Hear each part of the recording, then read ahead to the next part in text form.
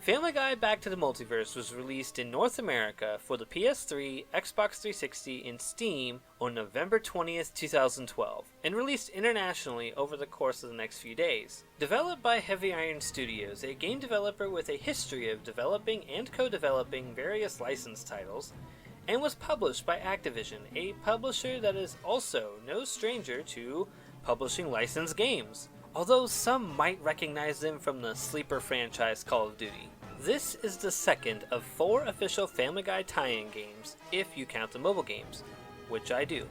The game is a third-person action shooter loosely based on one of my favorite episodes of the hit TV show, Road to the Multiverse. In that Season 8 premiere episode, Brian and Stewie explore a variety of different universes, including one where they're all drawn in an early Disney style of animation, and it is just wonderful. I highly recommend that episode. The game also has us visiting different universes where different people or creatures rule that universe. Why are we universe hopping in this game? Well, Stewie's evil half-brother Bertram from a different universe shows up in this universe to tell Stewie he is creating a multiverse army, specifically to kill Stewie and take over that universe, because Stewie killed that universe's Bertram in the show. Yeah, it deals with multiverse theory. It gets complicated way too fast. Anyway, it's now up to Brian and Stewie to chase down Bertram and put a stop to his evil scheme. Hey everyone, I'm Gary and welcome to Game Probe! Here on Game Probe, instead of focusing on whether or not a game is good or bad, or giving the game some arbitrary score, we instead want to break the game down based on its strengths, weaknesses, and neutral qualities. We do this because good games can have bad qualities, and bad games can have good qualities that I feel get overshadowed by just calling a game good or bad or assigning it some numerical score. I know there have been times I have picked up a universally praised game that had some gimmick or mechanic that made me put it down and never pick it back up. And then there have been universally panned games that I have enjoyed despite the flaws, and I feel I'm not alone in this. Before we start probing Family Guy Back to the Multiverse, I want to take a minute to talk about my personal history with the game, and I guess to an extent, the show.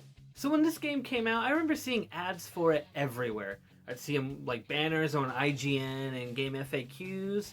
I'd see them in Game Informers, or at least I thought I'd see them in Game Informers. But I've still got these Game Informers from when I was a kid.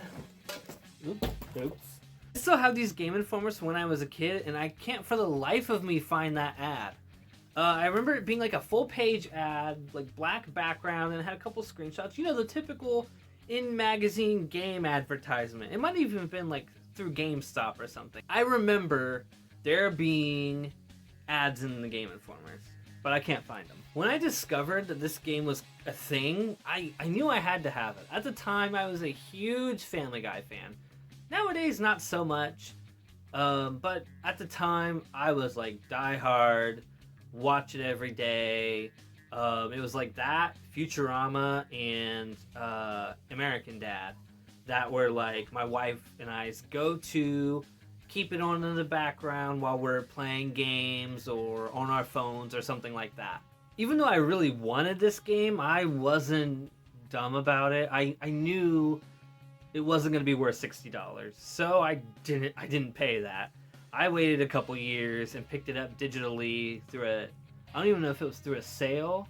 I picked it up like a year or so after it came out for like $30 on Xbox 360 or something like that. I didn't pay full price. Since picking it up, I've beaten the game a couple times. I'm actually pretty close to 100%ing it. I don't remember what achievements I need. I think it's just like the collectibles achievement, and I don't care enough to do that. But I've beaten it a couple times with my brother and my wife. As far as the show goes, I've definitely watched up to the point that would be relevant for this video.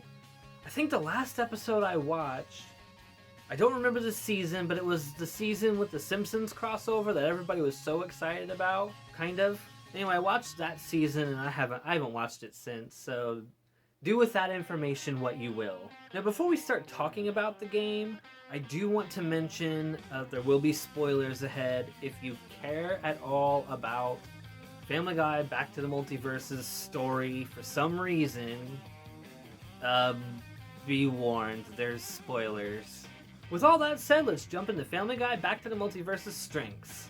Right off the rip, I love that the entire voice cast reprised their roles, even if it is a little less impressive when you consider that Seth MacFarlane does like 50% of the voices on the show. It may not seem like a huge deal, but when I'm playing a licensed game, it really takes me out of the experience when a voice actor sounds nothing like the character they are supposed to be portraying. The most recent example I can think of is Mr. Krabs in the SpongeBob Battle for Bikini Bottom remaster. Nothing against Joe White, the guy who does the voice of Mr. Krabs in apparently every SpongeBob game, but it just takes me out of it. Getting back to the Family Guy game, easily my favorite inclusion is Adam West, who is an absolute delight the entire time he shows up in the game, just like he is in the show. Rest in peace, you beautiful soul. While we're on the subject of pleasant sounds like Adam West's silky smooth voice, this game's soundtrack is surprisingly good. I was impressed by how well some of the songs work as boss themes. Who knew Christmas Time Is Killing Us would make for a decent boss theme? Looking into it, it does make sense, as one of the composers of the show,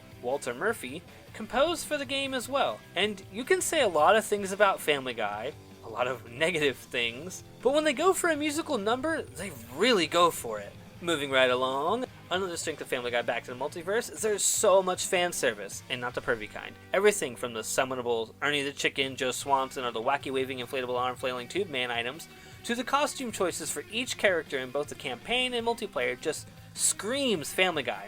On the subject of characters, in the multiplayer modes, there are 10 different characters to play as, which is really cool. We get the entire Griffin family, Cleveland, Quagmire, Death, and Adam West. You know, if they would have had the guts, they could have put Jesus in as a playable character too. I know that would have been super controversial, but that's kind of Family Guy's whole thing.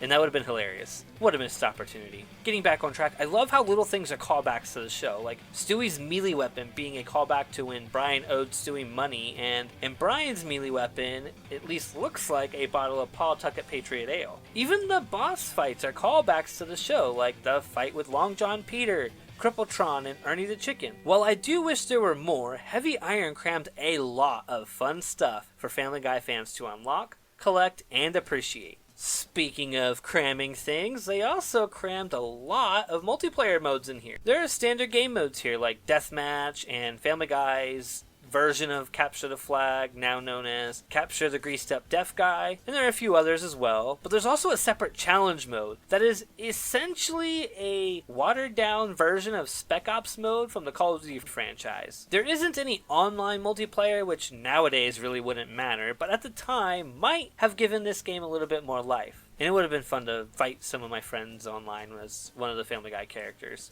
Not that any of them bought this game. There are 2 ways to improve your game that almost always work. Add co-op and add cheat codes, and this game has both. Being able to play through a game with a friend is a huge boon in the game's favor. If you're going to play through this game, I highly recommend doing it in co-op. It makes some of the annoying fights much easier, and is just overall a much more enjoyable experience. As far as cheats go, they're a pretty standard selection of cheats. More money, one-shot kills, and the like, but they are welcome nonetheless. Finally, wrapping up the strengths, we have the last positive thing I have to say about Family Guy Back to the Multiverse. In Stage 9 of the main campaign, the game decides to shake things up a bit, and instead of controlling Brian or Stewie, we get to control Peter Griffin in a fight against Ernie the Chicken. I love the chicken fights from the show, and getting to recreate one here is everything I could have ever wanted. This is easily my favorite part of the game. That being said, it doesn't control the greatest, more on that later, and the fighting mechanics are incredibly simple. We can punch, block, butt bounce, dash, and use a block breaker. The dash is easily the best and most spammable of these moves. There are no combos or anything that makes this good mechanically, but man, is it satisfying to knock each other into various bits of a destructible environment. If you go into this in co-op, you face off against each other with one player controlling Ernie. And if Ernie wins, there's an alternate ending, which is pretty cool too. I feel like a lot of time had to have gone into this fight, and while it's not technically good, I still think it's a net positive to the game overall. That about wraps up the strengths though, so let's move into the neutral qualities. Stewie Griffin! Let's talk about level design in boss fights. I'm lumping these two together because I feel pretty much the same about each subject. The levels and bosses are very hit or miss. Some levels, like Chickens in Space, which is an Aliens parody but with chickens, are surprisingly well done aside from the platforming section. Pro tip, in that level, turn off the sound effects and voice acting for a surprisingly atmospheric stage. Well, at least more atmospheric than one might expect from a game like this.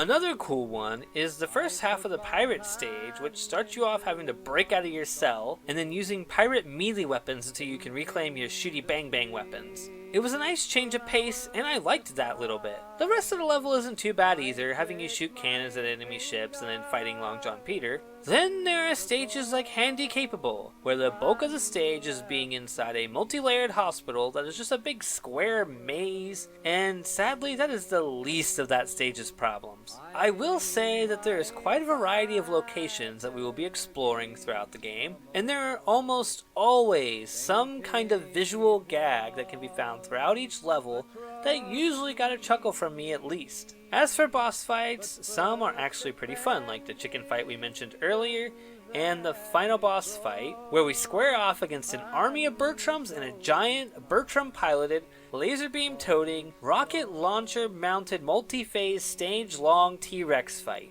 Yes, it is as ridiculous and awesome as I made it sound. Honestly, the boss fight is probably the most difficult in the game, but that isn't saying much as a majority of the boss fights are bullet sponges or typical action game bosses. You know, the ones that take a certain amount of damage, then jump out of reach and summon minions and pop back in until suffering more damage and then repeating that whole process. There are only a couple boss fights that I would consider bad, like the Crippletron fight, where we have to shoot cannons at a faraway Crippletron who is constantly shooting people at us and our cannons, causing them to break and us to have to repair them. Everything is fine until we get them down to their last bit of health, where they then shoot so fast that it's hard to repair our cannons before they just break again. It's one of those fights that's much easier in co-op and is just ridiculous outside of it. Another not so great boss fight would be the one in the first stage. He was just a big, thick frat boy. He's just a standard bullet sponge boss with an easy, predictable pattern.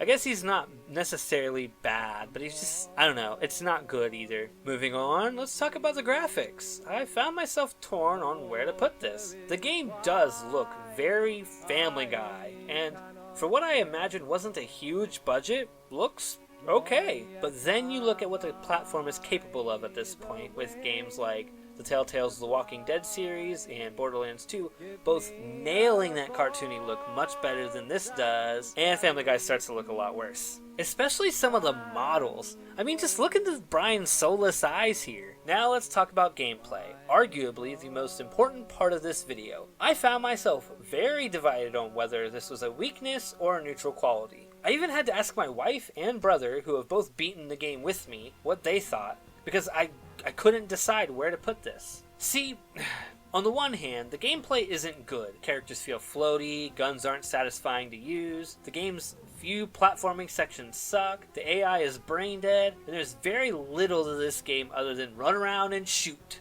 That being said, everything here works to something close to competent, and there is some good stuff. There are a variety of weapons that have almost all unique effects, and some sections of the game end up being really fun. I never encountered any game-breaking bugs or glitches, and no one mechanic was unbearable. They just all collectively were subpar. And I think with a few more months to polish what is already here, there might have actually been something to this game. If I had to summarize how I feel about the gameplay, I would say underwhelming but functional. All that, and I still haven't really talked about what we actually do in this game. So in Family Guy Back to the Multiverse, we run around shooting a variety of enemies in 10 different stages across the multiverse. We get an assortment of guns and consumable items, as well as grenades, a melee weapon, and a special ability that does something.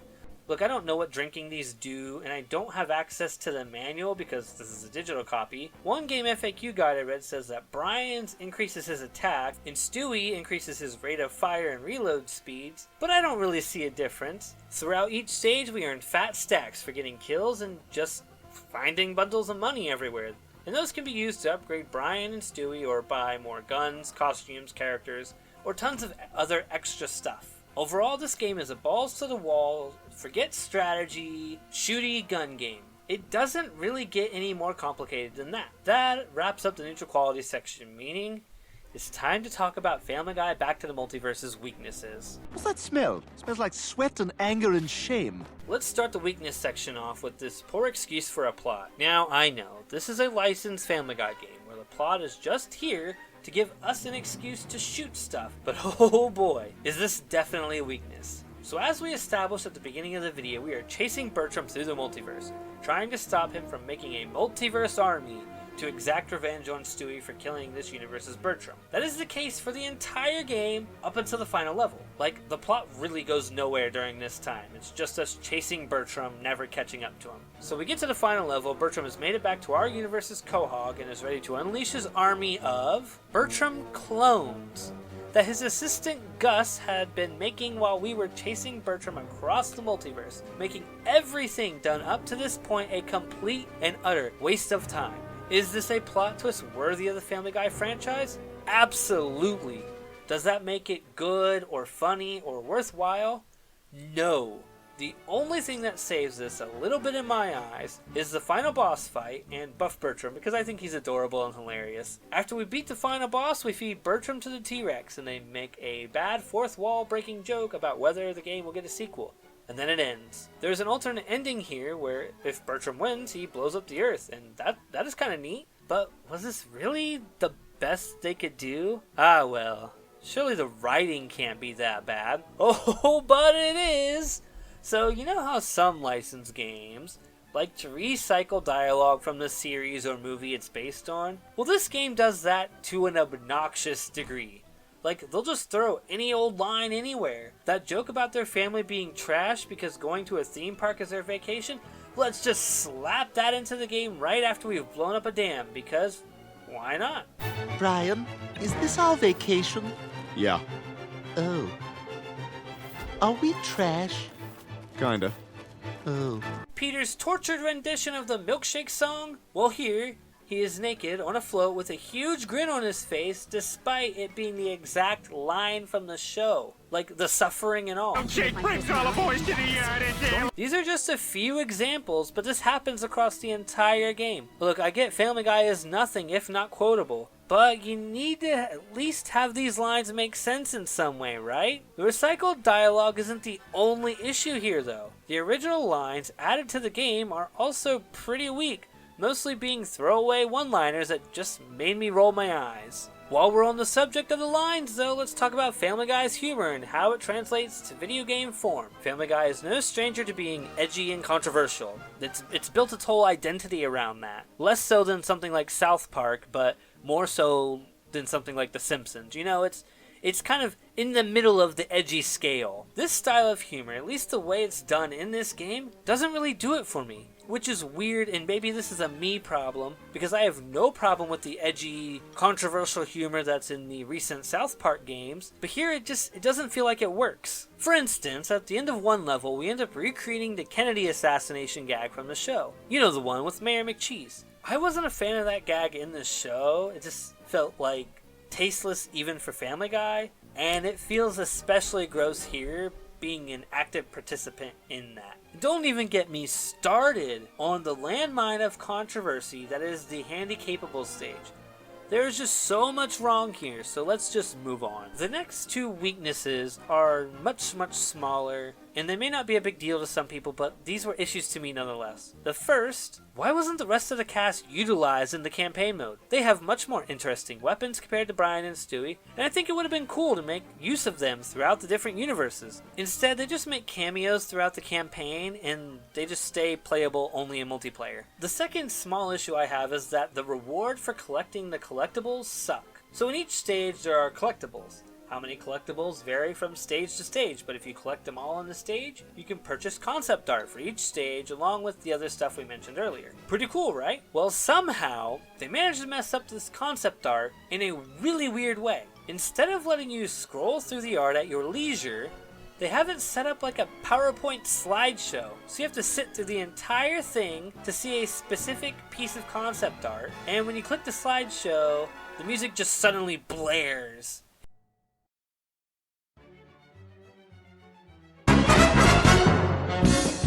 It's just a really strange way to handle such a simple concept and maybe not want to look at it despite me usually liking that kind of thing. Anyway, that's all the weaknesses, so let's recap. Family Guy Back to the Multiverse's strengths are the entire voice cast is here, it has a fire soundtrack, there's tons of fan service, but not the pervy kind, lots of stuff to do, the co-op and cheats are in this game, and the wonderful chicken fight. The neutral qualities are an okay level and boss variety, not great but not terrible looking graphics, and underwhelming gameplay and controls. Finally, the weaknesses are a dumb plot, bad out of context dialogue, underutilization of the rest of the cast, and weird way of giving us our concept art reward. So what does this mean for Family Guy Back to the Multiverse? Is it good? Is it bad? Is it fun?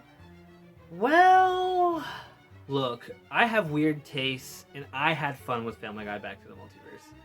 That doesn't make it good. It doesn't necessarily make it bad either. Like, it's somewhere in between, and I think that's its biggest offense. Because it's not bad enough to be so bad it's good, but it's not good enough to get past being kind of considered bad, you know? It's somewhere in between. It's so painfully mediocre that, this game was so close. If it would have had a little bit more time, I think this game could have been something decent. Something that Family Guy fans could have been proud to own. But it's so painfully below average. So painfully uninteresting. See, I don't know who to recommend this game to. If you really want a third-person shooter, or if you really want a third-person action game / shooter, you could do better for cheaper, because this game still goes for something like $20 or something. It's absurd. Also, the total amount of time you'll spend in game, at least for the campaign, is like 5 to 6 hours. After that, you're gonna, if you really want to collect all the stuff, you're probably looking at like 10 hours at best, which for an action game isn't really that bad. If you're a hardcore Family Guy fan, there's not really a whole lot here for you. I guess you could reminisce about the old Family Guy episodes through this game. They surely throw enough of those old lines in there to jog your memory. But there isn't a whole lot here that's new, that's gonna keep you excited. And, I mean, if you're like, I really want to shoot stuff as Brian and Stewie and Cleveland and Quagmire and Adam West, you know what? It's worth playing for Adam West. I'll say that much. Shooting stuff as Adam West is great. But it's not very good. That's what I'm getting at. Yeah, this is not a good game. Unless you really, really want this game, you could do better. Funny enough, before I sign off, so some fun facts I found while I was researching for this video that I couldn't figure out how to fit them into the main story. I'm not very good at this writing thing yet. The game was on the digital storefront. That's how I have the game. I don't own a physical copy yet. This isn't a game I'm willing to spend another $20 on just to have a physical copy. The digital versions have all been pulled. That's probably why it's still going for like $15 to $30, $15 to $20, whatever it's at. This isn't a big deal on the Xbox 360 or the PS3 because you can still buy the physical version. However, on Steam, you cannot do that. That makes Family Guy Back to the Multiverse kind of a collector's item for people who like to collect Steam games, which is apparently a thing I didn't know. Also, there were going to be Wii and 3DS ports of this game, and they ended up cutting those to save time and use those resources to make this version of the game better. I am endlessly curious as to what a 3DS or a Wii version of the game would look like. Could we have gotten motion controls?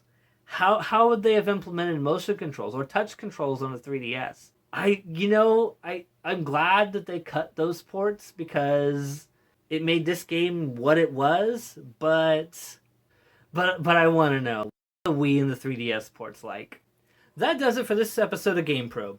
If you have a game you want to see probed in the future, please leave a comment down below. I love getting suggestions for new games. That does it. Thanks for watching. Have a good day.